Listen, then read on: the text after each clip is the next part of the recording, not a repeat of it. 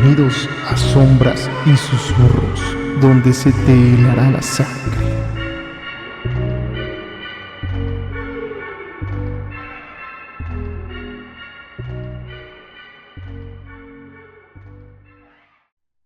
Buenas noches, bienvenidos, bienvenidas. Esta noche vamos a ver unas historias un poco diferentes, algo más de misterio. Esta historia se titula La sombra de Polanco. Nunca he sido una persona que se mete en problemas. Mi vida era bastante normal hasta que acepté un trabajo como mesero en un antro exclusivo de Polanco. Se llamaba Eclipse y la paga era sorprendentemente buena, mejor de lo que cualquier otro lugar en la ciudad podría ofrecerme. Al principio pensé que solo había tenido suerte, pero después de lo que viví me di cuenta que no hay suerte que no tenga un precio. El antro era impresionante, luces tenues, música electrónica que retumbaba en el pecho y gente poderosa, hombres y mujeres con trajes de diseñador y joyas que seguramente valían más que mi sueldo de un año. Entre los clientes había empresarios, políticos y hasta algunos que otras celebridades. Todo parecía de ensueño, hasta que comencé a notar cosas que no cuadraban. Mis jefes, una pareja de empresarios que manejaba el lugar, tenía algo raro. Siempre iban impecables, con trajes caros y con una sonrisa que nunca llegaba a sus ojos. Pero no fue hasta una noche en que vi algo extraño que realmente me di cuenta que algo andaba mal. Era tarde. El antro casi estaba por cerrar y yo estaba limpiando una mesa cerca de la oficina privada. Las puertas de la oficina de uno de mis jefes, un tipo llamado Sebastián, estaba entreabierta y pude verlo dentro, revisando unos papeles. Pero entonces ocurrió algo que me heló la sangre.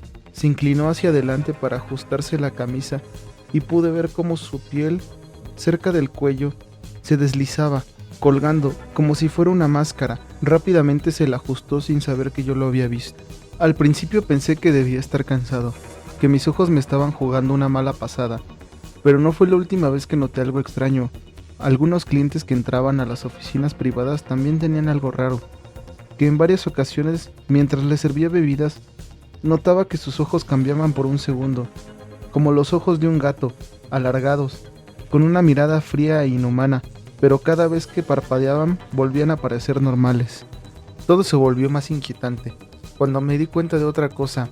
En las noches más exclusivas, cuando la música se detenía y los invitados especiales se retiraban a las salas VIP, servíamos platos que no eran parte del menú normal. Un tipo de carne que no reconocía. Era de un color extraño, una textura que nunca había visto. Los clientes la devoraban con una voracidad que ponía los pelos de punta. No era de ningún animal que yo conociera, y todos los empleados sabían a lo que me refería, pero nadie lo decía en voz alta. Luego comenzaron a desaparecer algunos de los clientes. Al principio pensé que solo era gente que dejaba de ir al antro, pero me di cuenta que algunas personas nunca volvían. Jóvenes que llegaban sin mucho estatus, pero que les daban el VIP por alguna razón. Que tras una noche en las oficinas VIP jamás se les volvía a ver. Pregunté entre mis compañeros, pero todos evitaban hablar del tema. Era como si todos supieran, pero nadie quería admitirlo. La gota que colmó el vaso fue una noche que vi a Sebastián de cerca otra vez. Estaba en los baños privados, lavándose las manos, y por un instante, su reflejo en el espejo no parecía humano. Su piel estaba ligeramente escamosa, sus ojos brillaban de un tono amarillento. Lo miré fijamente, tratando de convencerme de que estaba alucinando, pero algo en su sonrisa me dejó claro que lo había visto. No esperé averiguar más, no me importaba lo que pagaran, ni las propinas generosas que dejaban los clientes. Sentía que cada vez estaba más cerca de algo peligroso, y no quería ser el próximo en desaparecer. Así que un día, sin avisar a nadie, simplemente me largué. Recogí mis cosas, vacié mis cuentas y me mudé al norte del país, a un lugar donde nadie pudiera encontrarme.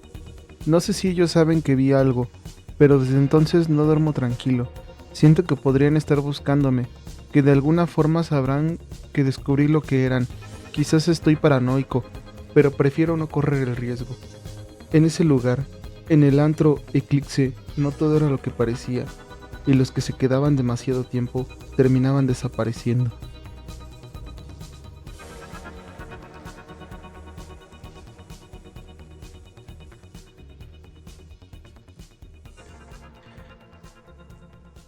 El reptiliano de Iztapalapa. Mi abuelo siempre me contaba historias, pero había una en particular que me repetía cada vez que la ocasión lo permitía. Vivimos en Iztapalapa, una de las zonas más grandes y ajetreadas de la Ciudad de México. Aunque la vida aquí siempre ha sido dura, él solía recordar cómo en su juventud, cuando todo parecía más sencillo, una experiencia que lo marcó para siempre. Cuando tenía veintitantos, mi abuelo era aficionado al ejercicio. Hacía pesas en el parque de la colonia, con muchos otros jóvenes de su tiempo. En esos días conoció a un muchacho que también entrenaba allí.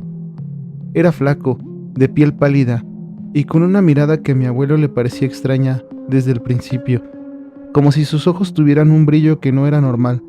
Se llamaba Elías. Aunque Elías no parecía especialmente fuerte, podía levantar más peso que cualquier otro en el parque. Mi abuelo, competitivo como era, intentaba superarlo en cada entrenamiento, pero por más que lo intentaba, siempre quedaba atrás. Esto no lo dejaba en paz. ¿Cómo era posible que este joven, sin una gran musculatura, lograra levantar tanto peso? Un día, después de perder otra competencia improvisada de fuerza, mi abuelo se hartó. Se acercó a Elías, quien estaba empapado de sudor bajo el ardiente sol de mediodía, y le preguntó directamente: «Oye, ¿te metes algo? No es normal lo que haces». Elías sonrió, pero no respondió. Mi abuelo insistió varias veces más, pero el otro joven siempre esquivaba la pregunta con bromas o cambiando el tema. Esto solo lo frustraba más, así que decidió entrenar con mayor intensidad, levantando más peso, corriendo más kilómetros. El deseo de ganarle se convirtió en una obsesión enfermiza. Un día, en medio de uno de esos duros entrenamientos, mi abuelo se lastimó, se desgarró un tendón al intentar levantar más peso del que su cuerpo podía soportar. Estaba fuera de combate y su orgullo había recibido un golpe más fuerte que su cuerpo. Pero fue entonces cuando Elías, en lugar de reírse o simplemente ignorarlo, lo fue a ver a su casa. «Tienes que parar», le dijo Elías con una seriedad que nunca antes había mostrado. Mi abuelo, aún dolorido, no entendía por qué Elías parecía genuinamente preocupado.